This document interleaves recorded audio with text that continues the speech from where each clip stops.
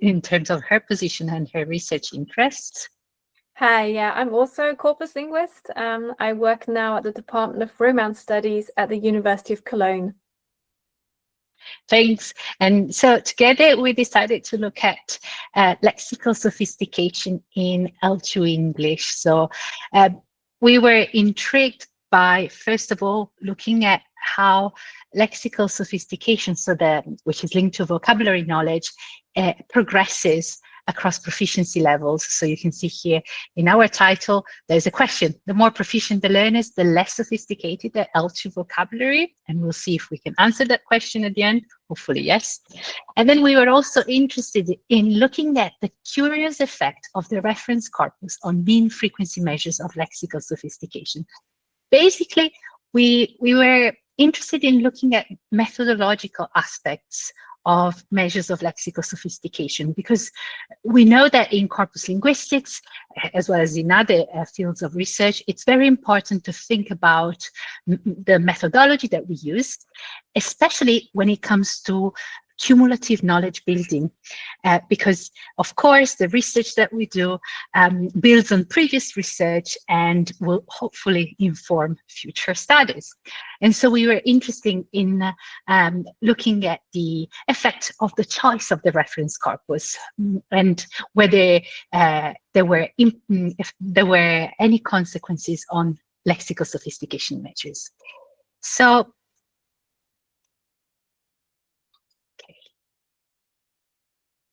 here we are. So this piece of research has been recently published in the International Journal of Learner Corpus Research, and in particular in a special issue on cumulative knowledge building and replication. So here you have a QR code if you want to access our paper and read it. It's open access, and it would be great to hear your opinion on it. And yes, so you can see also the introductory paper of the special issue by Tove Larsen and Doug Biber on cumulative knowledge building. So let us know what you think about it.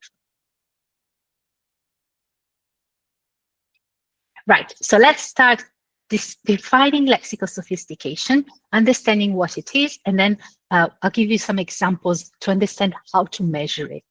So lexical sophistication is basically connected to lexis, vocabulary, and it's a measure of vocabulary knowledge.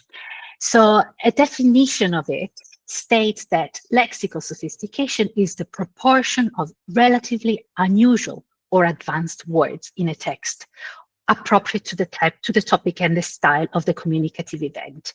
So basically here, the focus is on the frequency of the words that we use when we speak or when we write. And so we're focusing on lexical frequency. There are other definitions of lexical sophistication in use in the field, because lexical sophistication is a multidimensional construct. So, for example, some researchers have not only measured the frequency of the vocabulary that we use, but they have also looked at the phonological features of the words that we use, whether they're polysemous words, whether they have multiple meanings, the psycholinguistic properties of words, so how do we process this vocabulary in our brain, whether they're concrete words or abstract words, whether the vocabulary that we use is also linked to n-grams, and so lexical bundles and the combination and co-occurrence of words together, so multi-word units.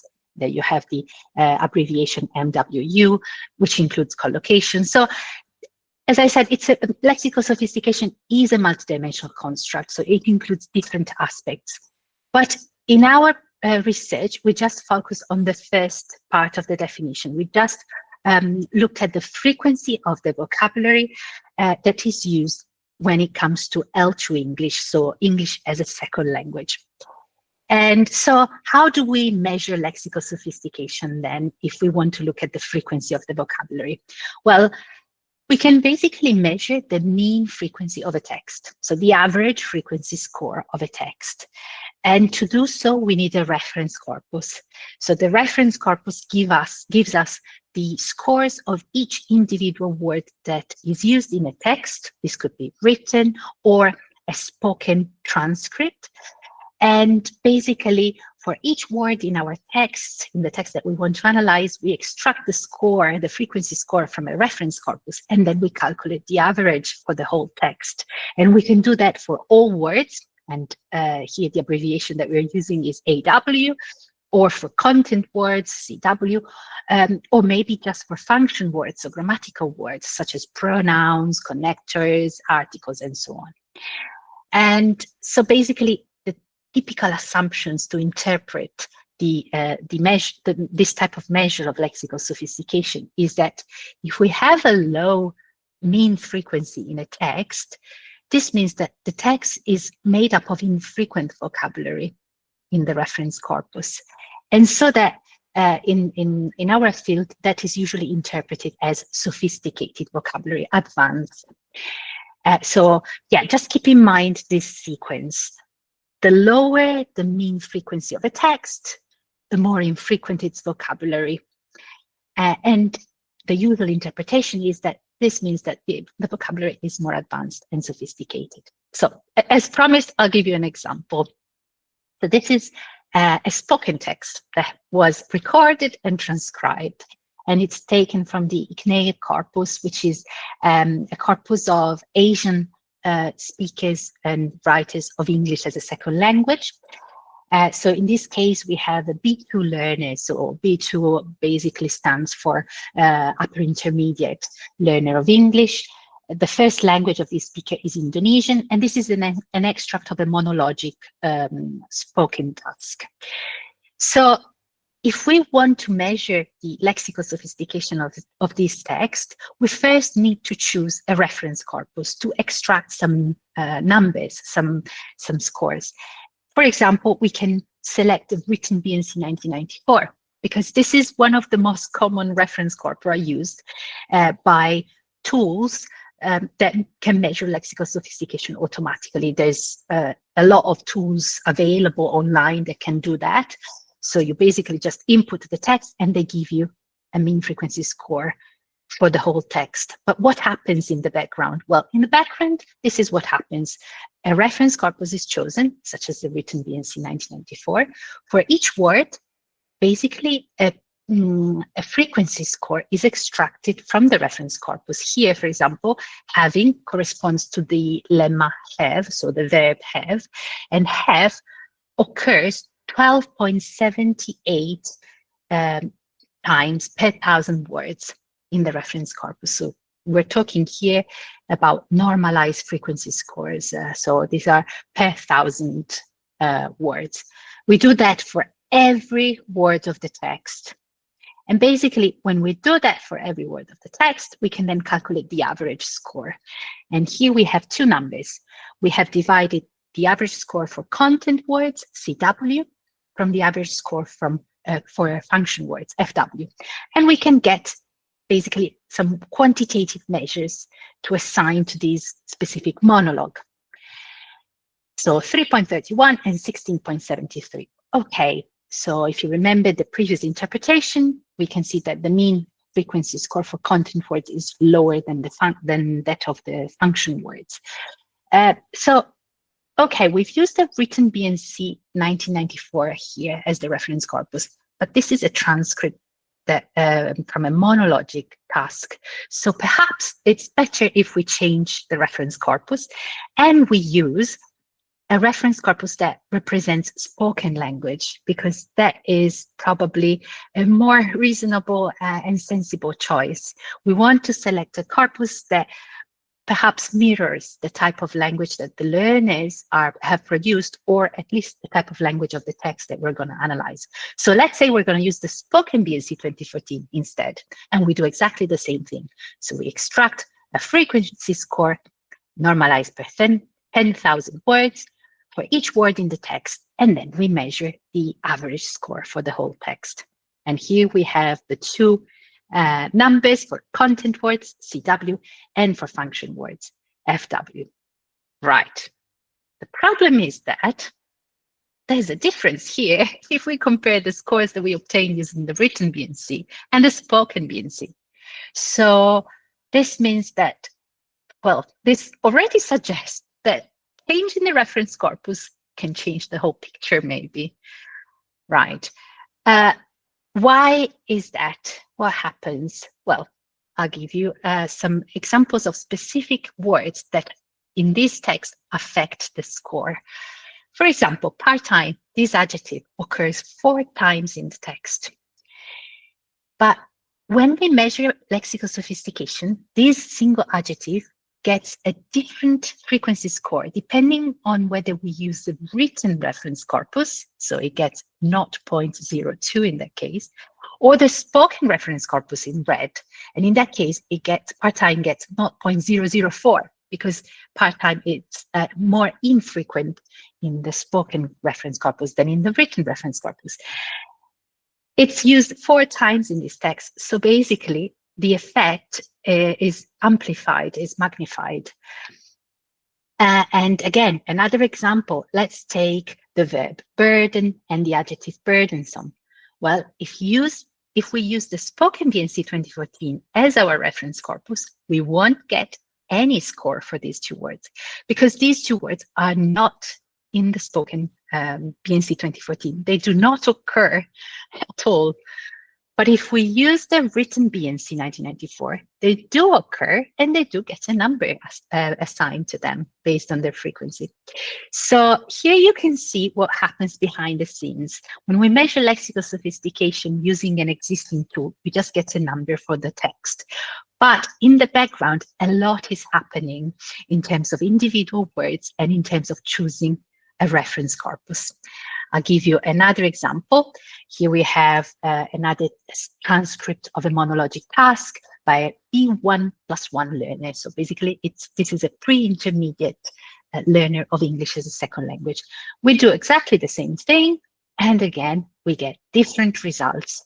So we haven't changed the operationalization of lexical sophistication. We're measuring it in exactly the same way, but the numbers are different. And so you can imagine if we want to perhaps replicate a study, repeat an analysis again, if we're not careful about the choice of the reference corpus, well, the results will be different and our replication will be affected by this. And again, in this case, we have some words here that you can see have played a key role in the lexical sophistication score of this text because they have different frequency scores across the 2 reference corpora, whether we use this spoken corpus in red or a written corpus in blue.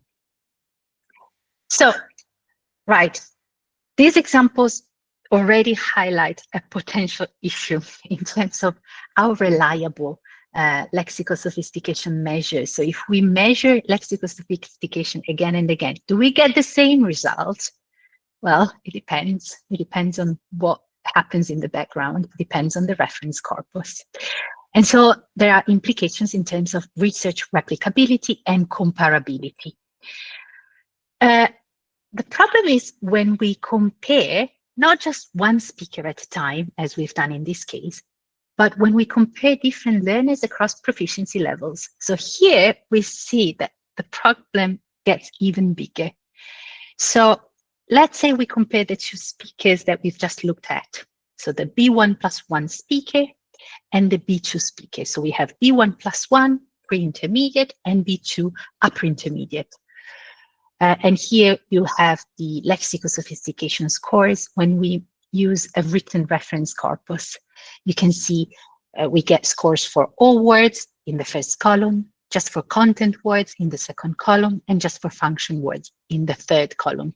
Again, thinking about how to interpret lexical sophistication, if you remember the diagram from the very first slide, we can see here that if we look at all words, the smallest score is 7.66. So it looks like the pre-intermediate learner at B1+1.1 uses more sophisticated, more infrequent vocabulary compared to the B2 speaker because the score is smaller, so the mean frequency of the text produced by the B1.1 speaker is also smaller, so more infrequent vocabulary, more advanced, more sophisticated.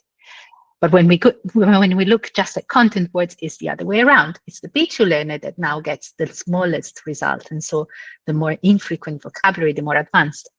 And if we look at function words, it's the other way around, which is absolutely fine, because function words and content words can occur with different frequency scores in a reference corpus.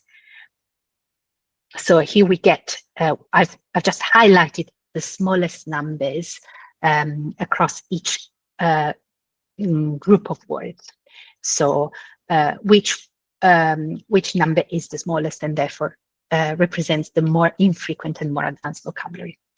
Okay, changing the reference corpus, same speakers, same text. Look at what happens. The complete opposite picture. So this means that when we want to compare two learners at two different proficiency levels, changing the reference corpus changes the whole picture. What we're looking at is basically a learner, the B1.1 learner looks as, well, it looks like they're using more infrequent, more advanced words when they're all considered and function words. But if we change the reference corpus and we use the spoken one, it's actually the B2 learner that get highlighted for infrequent function words and all words. And the same thing for content words. So we have exactly the opposite picture. And again, this can be problematic. It can be problematic for the reliability of these measures. So we use different tools, for example, for measuring lexical sophistication. We might get different results, and that can affect the replicability of the studies, the comparability of our results. And also there are important issues in terms of applications in language teaching and language testing, because these scores are very popular among language testers. So they can be used as predictors of learner proficiency. They can be used to assess and mark learners' language production. And if they're not reliable and changing the reference corpus, the whole picture changes, then you can see that this can be problematic. Okay, so this was the problem that Ellen and I noticed from the very beginning, and we decided to see whether it was just occurring in these examples that I just showed to you, or whether we had actually strong and robust evidence from statistical analysis that could prove that this was a bigger problem that could be generalized, and that the field had to be perhaps careful about. So I'll let Ellen tell you more about this. Thanks, Raffaella. Yeah, so this is the problem that we noticed, and perhaps if you can go to the next slide, Raffaella, show you what we decided to do about it. So we noticed a problem, but and there's lots of studies that have been done on lexical sophistications with these kinds of mean frequency based measures, and this research is not very consistent. So overall, yes, in writing, in assessing the language production, in written language production of language learners, most studies have found that the more advanced the learners, the more sophisticated their vocabulary according to these metrics. But when it comes to spoken language production, then some studies actually show the opposite. And it looked like, according to this research, that the more advanced speakers of English actually produced less sophisticated vocabulary. And that's a bit counterintuitive. We wouldn't expect that. I wouldn't expect learners to get better at writing, but worse at speaking. That doesn't make a lot of sense. And these are potentially problematic findings because, as Raffaella pointed out, these are metrics that are used in real life applications like language testing and actually assessing learners. So our question was, what is the effect of the reference corpus? We know there must be a reference corpus used for these measures. And to what extent does the reference corpus itself affect the mean frequency values. And we focused on content words for this particular paper, where we did conduct analysis for function words and all words. And we're looking in particular at differences in terms of mode and register of the reference corpus. So let me show you what that means in concrete. We first had to find a learner corpus on which we could test our hypothesis, namely that the reference corpus does play a role in determining these mean frequency values. We chose as our learner corpus a corpus of learner English from Asia. And the advantage of this corpus, which is called ICNAIL, the International Corpus Network of Asian Learners of English, is that it contains a range of proficiency levels. You can see from A2, so fairly beginner still, right up until B2. And it also contains text by L1 speakers from a variety of backgrounds. So we also have native English speakers as additional participants in this corpus. And the ICNAIL corpus includes written and spoken data, but for today we'll focus on the spoken data. These are spoken monologues. And as you can see, there are quite a few texts. There are 2 texts per speakers, but we can still see that's a lot of speakers from which data was collected. So it's, in terms of learner corpus, it's a large corpus.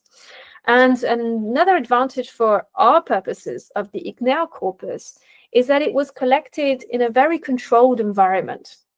What the researchers did is they set up a system that worked over the telephone, and participants who had to be either L2 learners of English, or there were some native speakers of English, were calling this number. And then they heard some instructions that were spoken to them over the phone, so audio instructions. And they had to then, first of all, just introduce themselves, just to get used to the system in English. And then afterwards, they were asked to give their opinions on 2 statements. And one was, it's important for college students to have a part-time job. So that was a statement. And then they had 20 seconds to plan their answer, and then 60 seconds to speak. And then this was recorded. So what they were saying was recorded. It was a monologue because there was nobody answering on the line. It was simply being recorded, but they were speaking naturally as they would on the phone. And then there was a second topic, which is smoking should be completely banned at all the restaurants in the country. And again, students had, or the participants had 20 seconds to think about what they wanted to say, and then they had 60 seconds to speak about this topic and to give their opinion about this statement. And in fact, for each of these 2 topics, the participants had 2 attempts, so they could record, they did record 2 answers, which means that we have 2 texts there. We merge those together, so we have per topic one unit, 1 text. So you can see this is learner production, and it's spoken learner production, but it's very controlled in terms of how the task is carried out and in terms of the topic and the task, which for our purposes is really useful because it means that we can rule out these variables from in terms of trying to find out how and why these scores vary. So that was important. And then, as our research question is about the effect of the reference corpus, we had to select a number of reference corpora. And so we chose, in fact, 2 different registers. The first register is general English. So we had a spoken reference corpus of general English, which was the spoken BNC, the spoken British National Corpus, which you may have heard of, and which contains recordings of native English speakers in the UK.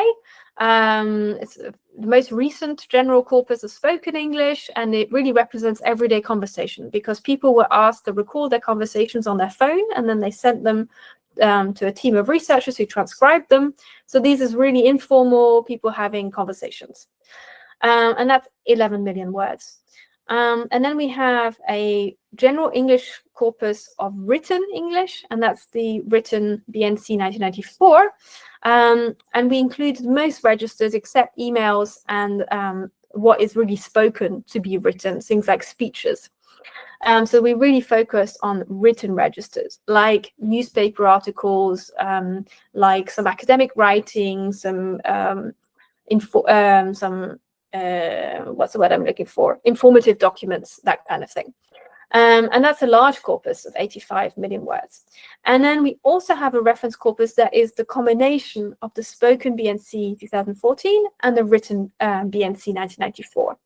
And the reason why we have this combined corpus is that many existing tools to calculate lexical sophistication scores use such a combined corpus of both a mixture of spoken and written. But bear in mind that the spoken reference corpus is much smaller than the written one. So the combination is by design sort of 90% written and 10% spoken. But it's not a 50-50 mix. So those were the three general English reference corpora. And we also had 3 academic English reference corpora. The first is the British Academic Corpus of Lectures, that's the L. And the second is the British Academic Written English Corpus, which again is bigger because it's easier to collect written data than it is to transcribe spoken data. That's just the nature of the state of the art in corpus linguistics. And then finally, we have, just like for the general English, a combined corpus of the academic English spoken and the academic English written text. And that totals up to 8 million words. So as you can see, our academic English corpora are a lot smaller than the general English corpora. And again, that's normal. That's what very often happens. So this is the data that we worked with. You can see the numbers again, the comparison. What it enabled us to do is to not only compare differences in terms of register, general English versus academic English, but also differences between spoken English and written English, and then the combination and how that affects the different sophistication scores that come out then of the analysis. So let's move on to our method. Essentially what we did is what is done in these kinds of studies. We first have to pre-process the corpus data. That means in our case that we lemmatized our corpus. So if we have a word like reading, then this is a conjugated form from, say, I'm reading, and the lemma is read, which in this case is the infinitive. And the lemma read also includes the form reads and read and so on and so forth. So we're looking at head words, just like you would find in the dictionary, rather than individual word forms. And we also had to tag the corpus for part of speech so that we can differentiate between reading as a verb and reading as a noun, because those will be counted as 2 separate lemmas by the tool that we use. And then we extracted word lists from the 6 reference corpora that we had, so that we know how frequent every single lemma is in every single reference corpus. And then we used a tool that Raffaella designed as part of her PhD called the Lex Complexity tool. And that's a Python script that enables us to calculate lots of different lexical sophistication indices, including the mean frequency of content words, which is what we're interested in for this particular case study. And this is done on the basis of the reference corpus data, because we need that, as Raffaella showed you, to calculate these scores. And then finally, we used some more advanced statistical methods to be able to tease out the effect of the reference corpus, and in more specifically, the mode and the register of the reference corpus on these mean content word frequencies as compared to the effect of language proficiency, so whether this is a beginner or an intermediate or a more advanced learner or even a native speaker, and the topic, so whether it was about smoking or about part-time jobs, and then the effect of individual variation as well. So that's in short, the methods that we use. And now on to some results. Thanks, Ellen. And yes, so let's see what results we got. So again, we looked at both spoken production and written production by these learners in the CNAIL corpus, but today we'll just show you the results of the spoken monologues. And as Ellen said, we looked at different indices of lexical sophistications, but we mainly focused on content words. So this is what we're presenting today as well. All right, so these are graphs that basically tell us what happens in the data that we have. So if you look at the x-axis, we have the English proficiency levels of the speakers that we were looking at. So A2, which is kind of elementary, then B1, pre-intermediate, up to B2, which is upper intermediate, so the more advanced group in this data set. And then we also had L1 speakers, as Ellen said, so speakers of English as a first language. So we basically, in these graphs, we can see the progression of lexical scores across proficiency levels. And then on the y-axis, on the vertical axis, we see the lexical sophistication scores. And again, if you remember, basically, the smaller the score, the smaller the mean frequency of the text, and therefore the more infrequent the vocabulary, the more advanced. So what can we see here from this graph? Well, here we see box plots. So basically, those little boxes represent 50% of the values in the data set. And depending on their position, we can see whether there's a trend or not. Well, we can already see that there's a difference across reference corpora. You have three sections in the graph, and at the top, we have the reference corpora. So on the left, in the gray header, we can see that on the left, we have the BNC 1994 written, so the W stands for written. In the middle, we have the spoken BNC 2040, and on the right, we have the combination of the spoken plus the written BNC. So basically, changing the reference corpus, do we get different lexical sophistication scores? Well, if we look at the graph, we can already say yes, because in the middle, we can see that the box plots are higher. So basically, the learners get higher scores compared to when we use a written reference corpus on the left, or a combination of a written plus a spoken reference corpus on the right. So what we observed at the very beginning of the presentation with those examples is actually not just the case of a single speaker or two speakers, it's actually happening across the whole data set. If you remember, there were 2,200 texts. So it's not just by chance that the reference corpus is affecting our results. So our research question was trying to ask whether the reference corpus affects lexical sophistication scores. We can already say yes. And what about proficiency levels? Well, we can observe a sort of a trend here of lexical sophistication scores getting bigger across proficiency levels. If you look at the L1 group of speakers, the speakers of English as a first language in green, you can see that the box plot is slightly higher than the other colors. So that means that advanced speakers of English use more frequent vocabulary, and so they get higher scores of lexical sophistication.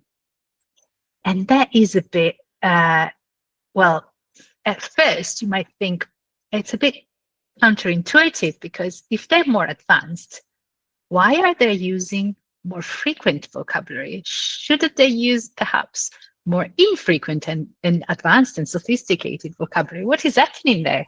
Well, we'll see what is happening in the next few slides. For now, it's sufficient to say that, well, yeah, we've observed that the reference corpus does affect our scores across the whole data set, and there is an interesting trend across proficiency levels. This is when we use the General English Reference Corpus, the BNC.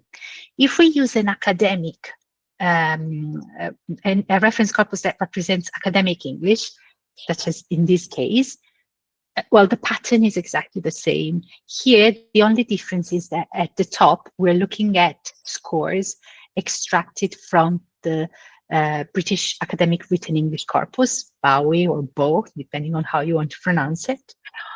In the middle, we've extracted scores from the British Academic Spoken English Corpus, so from a corpus that contains transcripts of lectures, university lectures, and on the right, the combination of the spoken and written academic English corpora.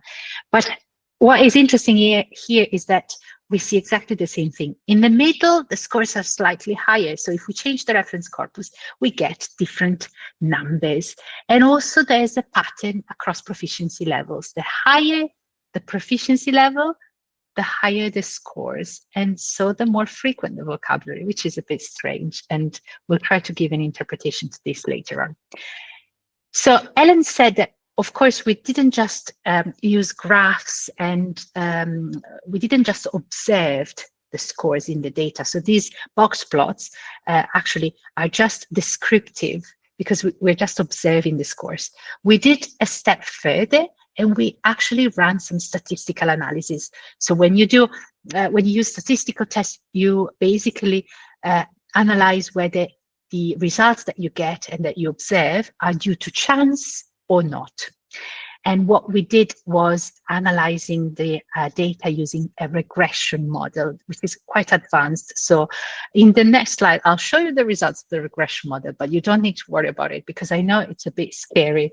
So you can see here the results of the regression. What is interesting, usually in a regression model, is the R-squared values. So basically here we get 0.739. It means basically if we transform it into percentage, 73% of the variation in lexical sophistication scores is explained by our model. In our model, if you see in the very first line, we have included different variables, the mode of the reference corpus, spoken or written, the register of the reference corpus, general or academic, the proficiency of the learners, and the topic. So basically it means that all these variables together affect the results when we measure lexical sophistication, and they explain 73% of the variance. So yeah, you can see on the right, in the very last column, that all the different variables that we've analyzed are statistically significant. So you might have heard about p-values and using that as a point of reference, of course, with all the limitations of using a bit of a sort of a subjective threshold for that. But in any case, p-value is below 0.001. So we typically in our field, we say that, yeah, the results are statistically significant. So they're not just due to probability or to chance. There's actually, they can be generalized. Okay. And then here on this slide, sorry, it's the same one as before, but here you go. We can see that in the first column, we get basically a number that is called an estimate, which tells us how much lexical sophistication scores vary if we change the variable on the left. And you can see here that there's a lot of difference. So there's, well, of course, for example, if we use the reference, a reference corpus that represents spoken language, you can see that the estimate is 3.87. And you might think, well, just 3 units, that's not a large change, a large difference. Well, in lexical sophistication scores, it is, and also because we're talking about normalized frequency scores. But what is interesting to notice is that if we compare the estimates in red with the estimates in blue, we can see that the variance, the difference, is actually larger when we look at the when we look at the effect of the reference corpus rather than the effect of proficiency. So this means that when we measure lexical sophistication, all the different changes that we get are actually affected more by our choice of the reference corpus than by the proficiency of the learners themselves. And so our initial intuition was correct. This is a big deal. We need to really pay attention to our methodological choices, and what we decide to do. So I'll just give you some examples of the language that is used in the CNAIL corpus. And so, for example, here we have some extracts again from the CNAIL spoken monologues. These are the first one, and the first one is produced by a Chinese speaker. The second one and the third one by an L1 English speaker. And so these are useful to understand what's happening across proficiency level. If you remember when I showed you the graphs of our results, what we observed in the data, so all the colorful graphs, we noticed the difference across reference corpora, and that was demonstrated further by the regression model. But then we also noticed the pattern across proficiency level. If you remember, we noticed that the more advanced learners were actually producing, more frequent vocabulary, so less advanced. And here we have some examples that try to explain what is happening. Why do we get that pattern across proficiency level, which is a bit counterintuitive? So these are, as I said, we have an L2 speaker at the top, pre-intermediate, and then an L1 English speaker in extract 2 and 3. If we look at the language that these speakers use, we can see that there are a lot of words and phrases, so language features in bold, that are typical of informal interactive speech. And so, for example, here we have maybe you're right, you know, oh, I think I messed up, can I fix it? So basically, the speakers are in this data set are using vocabulary and phrases that are typical of conversation. And actually, they're typical of face-to-face conversation. But you might remember that these are monologues, so it's a bit strange. Well, these speakers, Ellen said that these speakers basically were recording the monologues on the phone. And basically, just using the phone prompted them to use interactive language as if they were talking to an imaginary interlocutor. Here you can see all the content words underlined in the extracts, and the ones that are highlighted are actually informal. So they include, for example, informal adverbs in red, which are kind of, they're used also as discourse markers, typical of spoken language, maybe, well. They include adjectives in blue that, again, are typical of spoken language when they're used as discourse markers, right? Also verbs that, phrasal verbs such as mess up, again, typical of spoken informal language.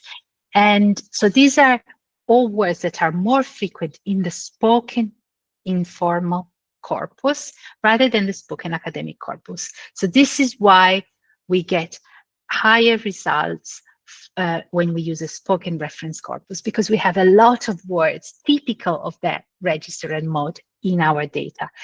And it's also why we get that difference across proficiency levels. It's because proficient learners use more of those words. They are probably better at using vocabulary that is typical of the spoken mode. So that is frequent. And that's why across proficiency levels, the more advanced speakers use more frequent words. So Ellen will now summarize the results for you. Yeah, so very briefly, the first aspect is really the answer to our original research question. And it turns out that the content word scores are considerably more influenced by the mode and register of the reference corpus than by the speaker's proficiency level. And that's crucial because if we are using these measures to assess a text production and to assess the learners and work out what proficiency level they are on the basis of this metric, then we have an issue, because it turns out that the reference corpus that's used to calculate the score actually has a larger effect than the proficiency level of the learner themselves, at least in the spoken production as we've seen today. So that's a major practical issue. And in particular, we found that the content words scores for these spoken monologues and the ICNEL were really typical of the spoken mode and of general English, which is maybe not what we originally expected, because these were meant to be monologues on argumentative type on these two topics, spoken part-time jobs. But in practice, as Raffaella has just shown you, the learners tended to see them as more almost interactional, conversational task. And this is probably, we hypothesized, due to the fact that it was on the phone and that the instructions were spoken to the participants. And if we have a quick look at the instructions, so this is what was read out as part of the, or recorded as part of the instructions for the recording of the text. And we find that, for example, there are lots of imperative verbs, lots of yes/no questions. On the whole, these are the kinds of linguistic features that are quite typical of spoken interactions, as opposed to a more formal academic-like monologue. So it's not so surprising that this is how the participants reacted, and this is also how the L1 participants reacted. So it's not specific to a learner behavior in particular. And then if we move on to the last aspect, we can say that in spoken monologues, in the ICNEL spoken monologues at least, the more proficient the speakers, the more frequent their content words were, because they were more typical of the target mode and register. So they were more like, for example, the spoken BNC 2014. And again, at first this might not seem super intuitive, but at the end of the day, we would expect more proficient learners to adapt better to the mode and register of a task or of an interaction. And this is what they're doing. And the fact that more advanced learners are better at doing this may be due to the fact that they have more varied input of English. So for example, they're not only relying on knowledge from the English classroom or from English textbooks that we know tend to have far less register variation within them, and simply have more experience of more diverse experiences and interactions in English. So let's have a quick look at some implications. There are definitely theoretical implications, because our research has shown that we really need to rethink the construct of lexical sophistication and maybe move more towards something like register appropriateness. And this is not a new idea. Durant and Durant, among others, have come up with this idea before. But if we remember back to what Raffaella showed you at the very beginning, we said that traditionally, typically up until now in this kind of research, we assume that if the mean frequency was low, this means that this is infrequent vocabulary and therefore sophisticated. But what we're seeing is that actually perhaps in some contexts, it's not so much more sophisticated, but maybe simply less typical of a particular communicative context. And in that case, it might not be a good thing to have this atypical vocabulary. So this is this idea moving away from lexical sophistication, but rather thinking about register appropriateness. And this can then inform theories of second language acquisition too. And then another aspect of our research is very much methodological. As Raffaella said at the beginning, if we want to be able to build on previous research, then we need to have reliable measures that we can trust and that we know replicate across different studies. And so we may need to think about validating reference corpora in order to have a more systematic and informed choice of reference corpus for these kinds of measures. And then finally, there are very much practical implications for this research and these findings, because these types of measures, these types of metrics are already used in language testing and in language teaching and learning. And this is potentially problematic if they are based on reference corpora that are not appropriate for the kinds of texts that are being evaluated, and especially, as we've seen, with spoken language. And perhaps we suggest that these kinds of frequency-based metrics are better at showing register appropriateness than showing sophistication per se. That said, that doesn't mean that it's a useless metric. It just means that we might need to interpret it differently, and it has other uses in other fields of research and of applied research, like statistics, pragmatics, register studies, and many others. So it's not like we're saying, let's throw these metrics out, but let's be careful about how we use them and how we calculate them. Thanks, Ellen. So the very last slide is basically on the next steps. So what are we thinking of doing next? Well, we're thinking about looking at a way to validate reference corpus. So how can we choose a reference corpus well in an informed way? So perhaps we can look at different language modes, registers, and whether reference corpora represent different language users. Then we would like to define some criteria for an informed selection of a reference corpus, and perhaps looking at the effect of the reference corpus on other lexical measures and on other L2 corpora, so different registers, different tasks. So these are some of the ideas that we got. And these are the references that we used in today's presentation. But again, if you're interested in this type of research, you're more than welcome to access our paper, which is open access. So you can just scan the QR code on this slide. You can contact us if you have questions or suggestions. And we hope this presentation gave you an idea of the type of a type of corpus-based research, which of course, whenever we use corpus linguistics, we can conduct very different types of studies. So in our case, we conducted a more quantitative based study, looking at learner language and also looking at methodological implications. But of course, there are different ways you can use corpus linguistics as a method. And we hope you found this presentation interesting, and we're more than happy to answer your questions if you have some now.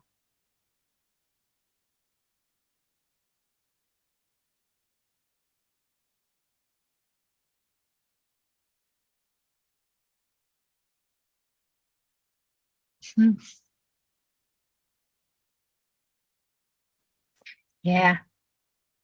So we already have kind something. of having a difficulty with my microphone. Now we can hear you. Wait a minute. So yeah. But it was, I hope my voice is coming through. It's coming through from a different, it's still me though. But thank you so much for your presentation. We have some questions from, we have some questions from our chats. I will read it for you. So I unfortunately cannot spell, not spell, but say that name. Pavel Shuzerki says, great study. Thanks very much for sharing these findings. Would be interesting to see what happens at the level of phrases, whether similar effect of the influence of reference corpora can be observed. Brilliant. Yeah, absolutely. This is a very good question. Very spot on, because we've just looked at the sophistication of individual words, but there are studies that have also basically used the sophistication measures to look at phrases, and in particular to measure phraseological sophistication. So rather than just lexical sophistication, phraseological sophistication. And basically, the idea is similar. So we measure the mean score for a text, but rather than using scores for individual words, we use score for phrases, so collocations and multi-word units. And these are also based on reference corpora. So I don't think there's any study at all that has looked at the effect of the reference corpus on phraseological sophistication, because Ellen and I did a thorough literature review, and there's no research that really has looked at the effect of the reference corpus the way we did, although lots of colleagues have actually mentioned that we need to be careful when we choose a reference corpus. So doing the same kind of study on phraseological sophistication on phrases, collocations would be absolutely a great idea. Yeah, thank you. Yeah, just to add to that, one issue might be corpus size, because even with the corpora that we use, and you know, this is English as well, so it's not exactly a language for which there are few resources, but even at the lexical level, we do encounter issues with words that don't occur in the reference corpus. And what does that mean? You know, absence is it's not evidence of absence. And with phrases, we're going to have even more of these issues. But I don't see why it would be any different. We know that it's not just lexis that varies across different registers, but certainly also phraseology. So I would expect similar findings and similar issues. Thank you so much. We have another question from Ipek Çakır.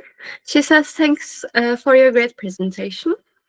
What are the implications of your findings for language teaching and curriculum development, particularly in academic English context? Yeah, this is another great question.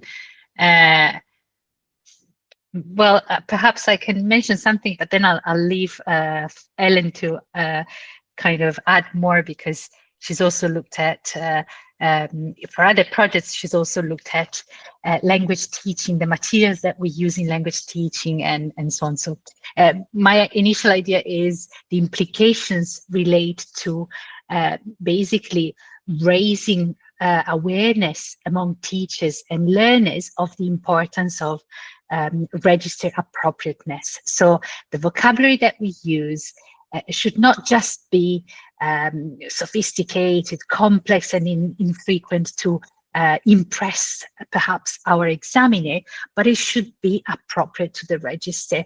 And so sometimes we need to take a step back and reflect on what register appropriateness means. And there's a very nice, there's a colleague from Italy, Gabriele Palotti, that has done a lot of work on lexical sophistication and lexical complexity, which is an umbrella term for sophistication and other measures.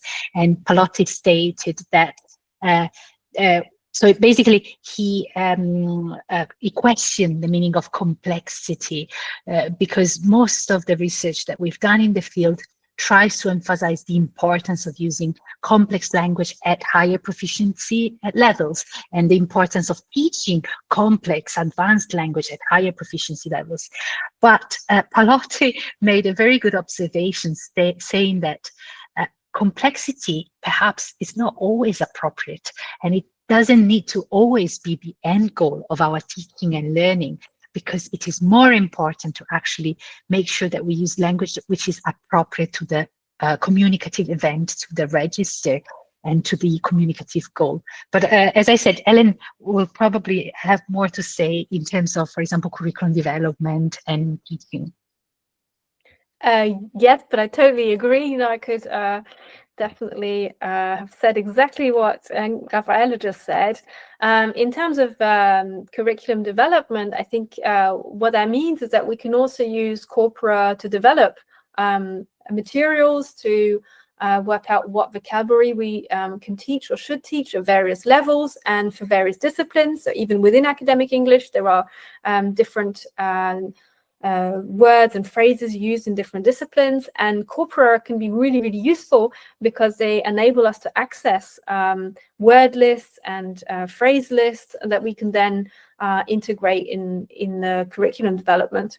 So if you're interested in the use of corpora to create teaching materials, I'm just going to put a link to an open access ebook that I created with my students, and this was about using corpora to create teaching materials. And if you go to the last section, this is about vocational education and English for specific purposes, and I think this is a direction that you're thinking about. So for example, some of my students wrote a chapter about finding vocabulary that's useful for nursing students. So this is really specific vocabulary that they are going to be interested in, specific phraseology, and how we can use medical TV series as a corpus to access this kind of vocabulary and this kind of language. So I think, yes, we do need to think about register when we're teaching, and I would argue even at lower proficiency level. So I did a lot of work on the language of secondary school English as a foreign language textbooks, and found that here also register differences are not very well represented, and in particular spoken language, so dialogues and even the audio and video materials that are included in these textbooks are very unnatural. They're not at all like real life spoken English. And so teaching these different registers, even at lower proficiency level, is important and can be done. And I think maybe would be more motivating in many cases for students, because they also realize that they're being shown things that are just completely unnatural and unrealistic, and nobody can speak like a book. We speak differently than we write. So I think that might be, worth looking into as well. Yeah, just a final point to add on that. So in the question, there was a mention of academic English contexts in particular. And that, again, is very important to stress, because, of course, depending on the communicative context, then the vocabulary, the frequent, more typical and appropriate vocabulary varies. And so it's important, again, to make teachers and learners aware of this. And for academic English, we just used an academic English corpus of written text and spoken text, so Bowie and Bayes. But actually, it might be interesting to also differentiate disciplines and look at discipline-specific vocabulary and what is typical across disciplines. So the implications for language teaching in the academic context would also look at that. And yeah, I'm not sure whether there's other questions. I think there was one on limitations. Yeah. Felice Schützenbach-Schilderm says, thank you very much for your time. It was a very informative presentation. Fatima Tunç says, thank you for your great presentation. My question is, what are the key limitations of your study and how might they be addressed in future research? Yeah, so well, there's always limitations in any piece of research, and whenever I think about limitations, my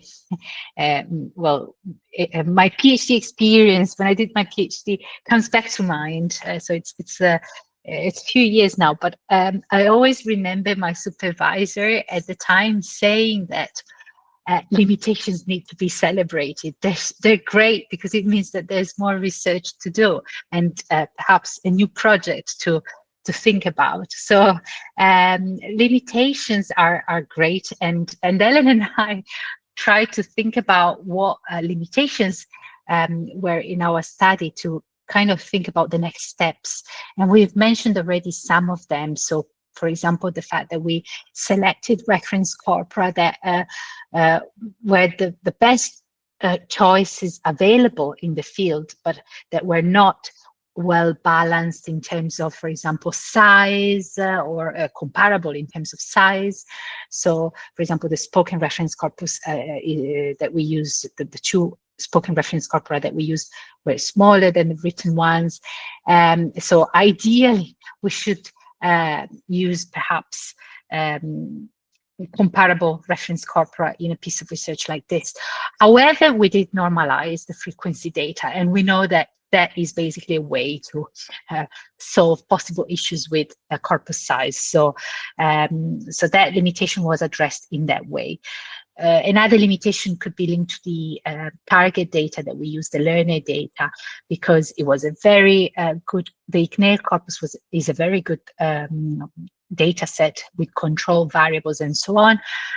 But for example, it doesn't include advanced learners of English at C level, or it includes just 2 topics. So it would be great to have the possibility of exploring how lexical sophistication scores vary across more than, across more variables. Ellen, am I forgetting? I'm sure I'm forgetting lots of other points. No, I think those were the main ones, and in particular, with corpus size, there is an issue of when a word doesn't occur in the reference corpus. So that's always a limitation, because we can't normalize when there's 0. But what does 0 mean is always that's a tricky one. Another thing we thought about quite a lot, and this could be explored in future studies, is also what happens in terms of when a word is repeated in a text. So currently, with the current measure, it's just added as a new word, and there's no sort of penalty for the fact that it's repeated, because that's what happens when we have coherent text. We tend to repeat some of the lexical words.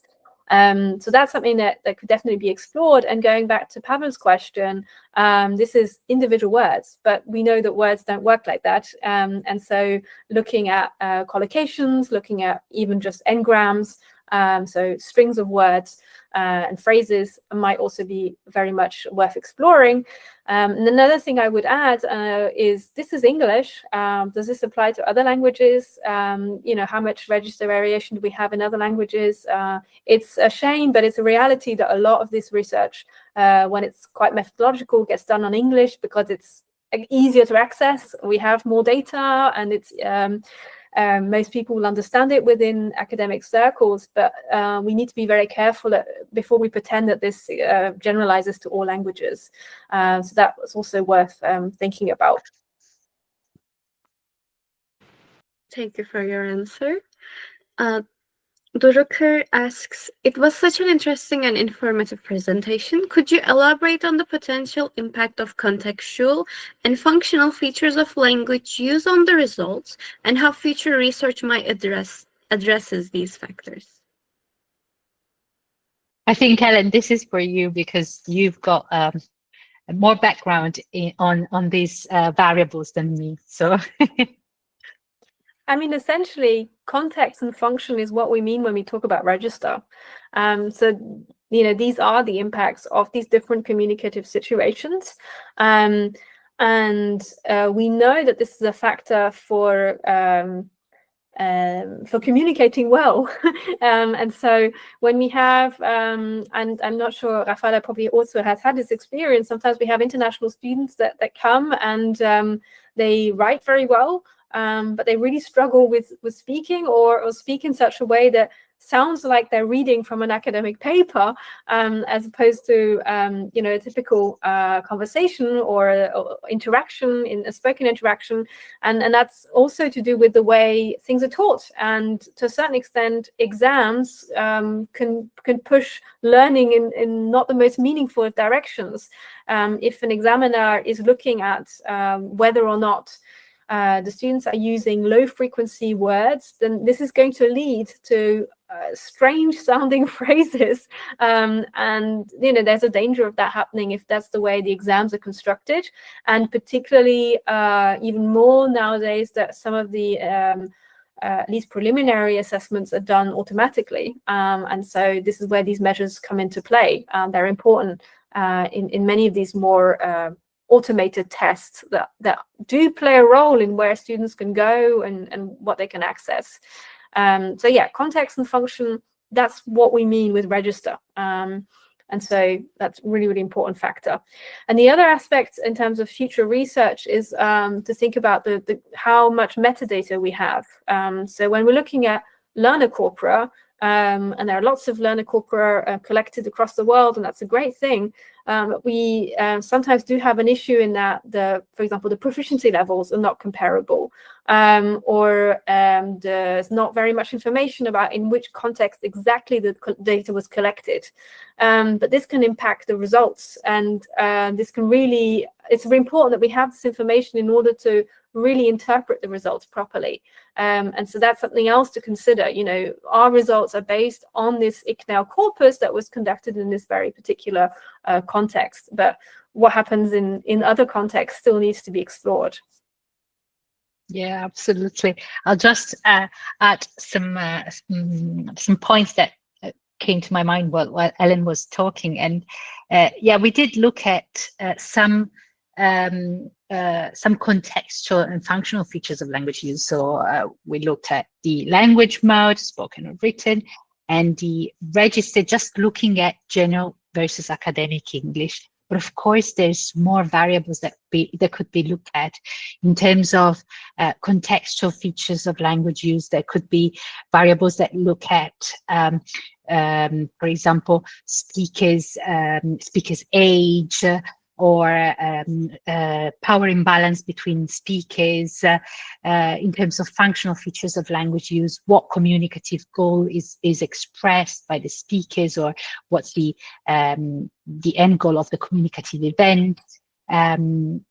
So basically, as Ellen said, all depends on the metadata available, but we can definitely look at all these variables in the future and see whether they also have a role in the type of vocabulary that we use and in the lexical sophistication scores that a text get. So comparing different speakers across ages, across regional variation perhaps, or the type of interlocutors that are taking part in a dialogue, for example, whether it's student-student or student-teacher, and so on. So yeah, very well, there's a lot of research that could be done there, and this is exciting. Thanks so much for this question. Thank you so much for your answer. Next, we have Gözde Kargın. She says, firstly, I want to thank you a lot for your presentation, and we are so glad to see you here with us. My question may not be that relative, but I have an assignment to do for our class, and I will conduct the research. So I wonder that whether you would have any recommendations, like the points I should be careful about or avoid for a research like this. Thank you a lot for your answer beforehand. This is probably the most difficult question because, of course, depending on the type of research that you want to conduct, there are different aspects that you might want to pay attention to more. And also depending on your research interest in general. So, of course, when you design a research project for an assignment or for a larger project, you need to think about why you're doing it. So why is it important to do it? And that could be based on previous research and perhaps gaps that you've observed in the literature, or on the importance that your research project is going to have because of its applications and implications for language teaching, health communication, or basically any other field where linguistic research could be applied to. Then, after you identify a clear rationale for conducting your research, you need to think about what methodology you're going to use, and so making sure it's you're making basically informed decisions. And it's impossible to have the perfect project, the perfect research project. There will always be limitations, but as I said earlier on, limitations can only be celebrated because it means there's more space for future research. So it's just a matter of being aware of these limitations and making them clear and explicit to the reader, transparent. And so perhaps transparency and being able to make informed choices in terms of methodology, how to do your study and communicate that to the reader is important too, because you make your research replicable. Ellen, do you have any more points to suggest? Yeah, maybe just going back to what we were saying, using corpora.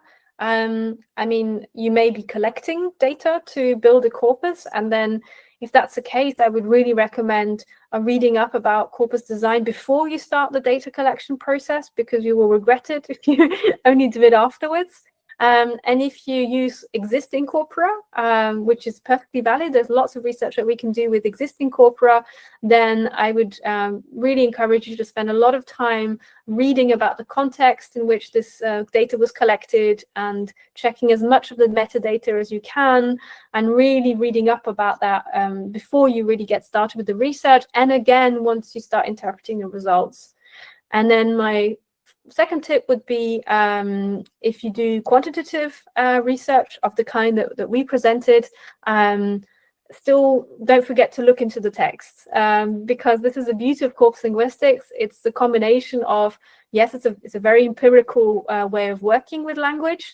We look at data, we look at numbers, but we also go back to the text. And Raffaella and I were continually opening up these student texts and checking what was going on. And so it's a combination of the quantitative and qualitative analysis that I think makes the strength of the discipline. And I know that sometimes students are a little bit reluctant to do the qualitative side of things because it feels like it's very subjective or maybe cheating, but it's not. It really is part of the process and is a really important part of the process. And you may be surprised about what you find. So, and I'm just going to put in the chat a link to the Learner Corpus Association. If any of you are interested in Learner Corpus research, there is an association and student membership is free. That's so nice. Thank you for your answer. If anyone has any questions, you can write it on chat as well as you can raise your hand.